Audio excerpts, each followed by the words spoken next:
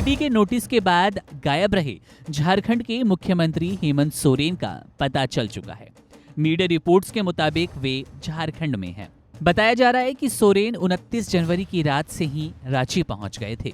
CM आवास में हेमंत सोरेन के सत्ताधारी गठबंधन के विधायकों के साथ बैठक की भी खबर है।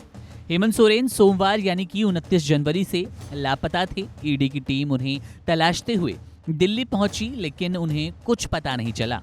इस बीच सबसे बड़ा सवाल ये है कि आखिर ईडी हेमंत सोरेन के खिलाफ कार्रवाई क्यों कर रही है। झारखंड मुक्ति मोर्चा और हेमंत सोरेन जहां इसे राजनीति से प्रेरित कार्रवाई बता रही हैं, तो बीजेपी इसे भ्रष्टाचार के खिलाफ सख्ती बता रही है। फिलहाल ईडी जिस मामले में हेमंत सोरेन पर कार्रवाई कर रही है, वे जमीन और खनन घोटाला है। सोरेन को इसी मामले में मनी लॉन्ड्रिंग निवारण अधिनियम की धारा 50 के तहत जांच के संबंध में 10 समन जारी किए गए। जांच एजेंसी 2 प्रमुख मामलों की जांच कर रही है, जिसमें राज्य की राजधानी में अवैध खनन और जमीन घोटाला शामिल है। जमीन घोटाला का मामला सेना के कब्जे वाली जमीन के खरीद बिक्री से जुड़ा है। फर्जी नाम पता के आधार पर झारखंड में सेना की जमीन की खरीद फरोख्त हुई। इस सिलसिले में रांची नगर निगम ने एफआईआर दर्ज करवाई थी। ईडी ने उसी एफआईआर के आधार पर प्रवर्तन मामले की सूचना रिपोर्ट ईसीआईआर को दर्ज करके जांच शुरू की थी। इसके अलावा ईडी 2022 से राज्य में अवैध खनन से हुई आय के 100 करोड़ रुपए की जांच कर रही है। अब आपको बताते हैं अब तक इस मामले में हुआ क्या है। जमीन घोटाला मामले में आईएएस अधिकारी और 2 व्यापारियों सहित 14 लोगों को गिरफ्तार किया जा चुका है। 2011 बैच के आईएएस अधिकारी छवि रंजन इस मामले में ईडी की गिरफ्त में हैं। रंजन राज्य के समाज कल्याण विभाग के निदेशक और रांची के उपायुक्त के रूप में कार्यरत थे। ईडी ने इसी महीने अवैध खनन की मनी लॉन्ड्रिंग जांच के तहत सोरेन के प्रेस सलाहकार, साहिबगंज जिले के अधिकारियों और एक पूर्व विधायक के परिसर में छापेमारी की थी। इस दौरान आरोपियों के पास से जरूरी दस्तावेज मिले थे। ईडी अब तक 236 करोड़ रुपए की संपत्ति कुर्क कर चुकी है। ईडी ने सोमवार यानी कि 29 जनवरी को झारखंड के मुख्यमंत्री हेमंत सोरेन के दिल्ली स्थित आवास पर छापा भी मारा था।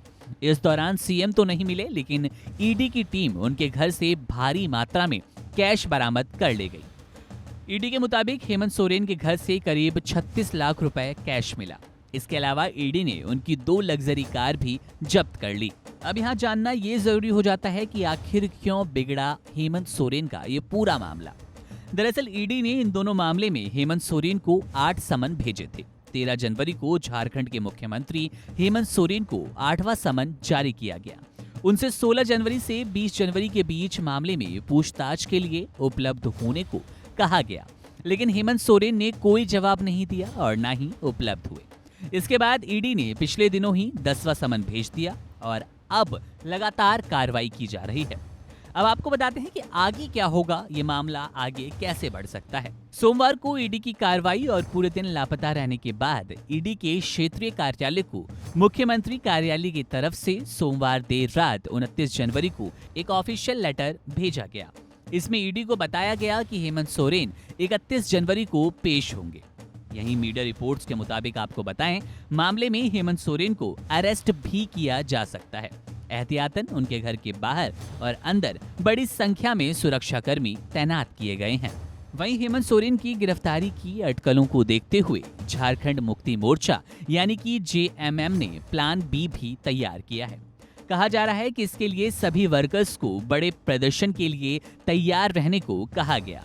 फिलहाल ईडी की कार्रवाई के खिलाफ जेएमएम की ओर से रांची में प्रदर्शन किया गया और लगातार ये प्रदर्शन जारी है। राज्य के कई जिलों में जेएमएम कार्यकर्ता रांची पहुंच चुके हैं। ये कार्यकर्ता रांची के मोरहाबंदी मैदान में जमा हैं। इसके अलावा हेमंत सोरेन की पत्नी को सीएम बनाने को लेकर भी चर्चा तेज है।